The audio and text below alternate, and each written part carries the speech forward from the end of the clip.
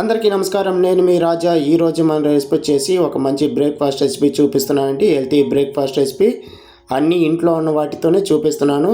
తప్పకుండా ట్రై చేయండి. పిల్లల నుంచి పెద్దల వరకు ప్రతి ఒక్కరూ తినొచ్చండి. చాలా సింపుల్గా అయిపోతుంది, త్వరగా అయిపోతుంది. ఎన్ని తిన్నా బోర్ కొట్టదు. ఒక కప్పు రవ్వతో చూపిస్తున్నాను. తప్పకుండా ట్రై చేయండి. ఎలా చేయాలో పూర్తి వీడియో చూడండి. రెండు వీడియోలోకి వెళ్దాం. ముందుగా ఒక మిక్సింగ్ బౌల్ తీసుకొని అందులోకి ఒక కప్పు దాకా బొంబాయి రవ్వ తీసుకోండి. అందులోకి ఒక అరకప్పు పెరుగు తీసుకోండి.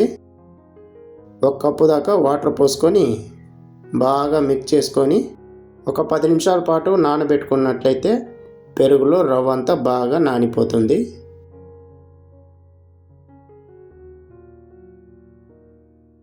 పది నిమిషాల తర్వాత చూడండి రవ్వ అంతా ఎలా నానిపోయిందో.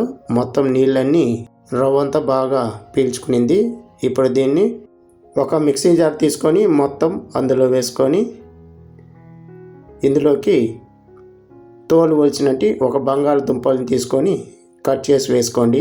ఈ విధంగా ఇలా బంగాళదుంప వేసుకున్నారంటే టేస్ట్ అనేది ఇంకా చాలా బాగుంటుంది.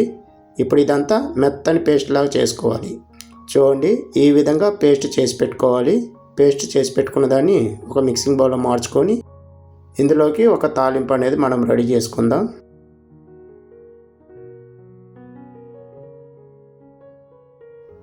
స్టవ్ మీద ఒక ప్యాన్ పెట్టుకోండి. అందులోకి 1 టీ స్పూన్ దాకా ఆయిల్ వేసుకోండి. ఆయిల్ వేడయ్యాక ఒక 1/4 టీ స్పూన్ దాకా ఆవాలు, ఒక 1/4 టీ స్పూన్ దాకా జీలకర్ర, 1 టీ స్పూన్ దాకా శనగపప్పు, 1 టీ స్పూన్ దాకా ఉద్దిపప్పు వేసుకొని ఒక 30 సెకండ్ల పాటు జస్ట్ అలా వేయించుకుంటే సరిపోతుంది. ఇలా వేయించుకున్న తర్వాత 2 మీడియం సైజు ఉల్లిపాయల్ని ఇలా సన్నగా కట్ చేసుకొని వేసుకోవాలి. ఒక 2 పచ్చిమిరపకాయలు కూడా ఇలాగ సన్నగా కట్ చేసుకొని వేసుకోవాలి. ఇప్పుడు ఈ ఉల్లిపాయలంతా ఒక 2 నిమిషాల పాటు వేయించుకుంటే సరిపోతుంది.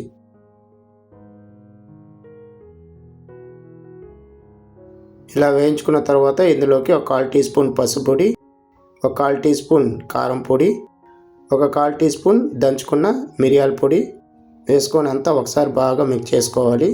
ఈ లోపల మీకు ఒక చిన్న రిక్వెస్ట్ అండి. ఎవరైతే నా ఛానల్ కొత్తగా చూస్తుంటున్నారో సబ్స్క్రైబ్ చేసుకొని చూడండి. ఇలాంటి స్నాక్స్ రెసిపీలు, బ్రేక్ఫాస్ట్ రెసిపీలు మన ఛానల్లో చాలా ఉన్నాయి. అవి కూడా చూసి చేసుకొని తినండి. సారీ అండి, ఇందాక ఉప్పు వేయటం మర్చిపోయాను. ఇందులోకి ఒక 1/4 టీ స్పూన్ ఉప్పు వేసుకొని ఒకసారి అంతా బాగా మిక్స్ చేసుకోండి.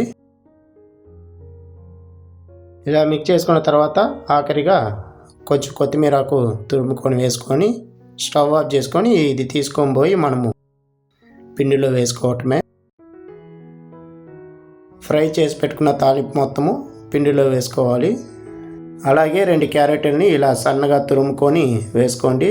ఎప్పుడు ఇడ్లీ, దోశ అని బోర్ కొట్టినప్పుడు ఇలా ఒకసారి వెజిటేబుల్స్ వేసుకొని కూడా చేసుకొని తినొచ్చు. రుచికి సరిపడా ఉప్పు వేసుకొని అలాగే ఒక 1/4 టీ స్పూన్ దాకా వంట సోడా కూడా వేసుకోండి. ఇప్పుడు ఇదంతా బాగా మిక్స్ చేసుకోవాలండి. మీరు ఒక్కసారి ఇలా చేసి పెట్టారంటే వారానికి 4 సార్లు ఇదివే చేయమని చెప్తారు. అంత రుచికరంగా, అంత టేస్ట్గా ఉంటుంది.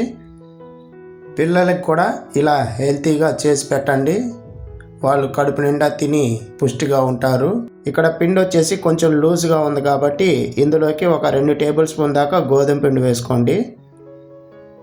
పిండి అనేది మరీ పల్చగా ఉండకూడదు, మరీ గట్టిగా ఉండకూడదు, మీడియంగా ఉండాలి. నేను వీడియోలో చూపించే విధంగా మీరు కూడా ఇదే విధంగా ట్రై చేయండి. చూడండి ఈ విధంగా ఉండాలండి బ్యాటరీ కన్సిస్టెన్సీ.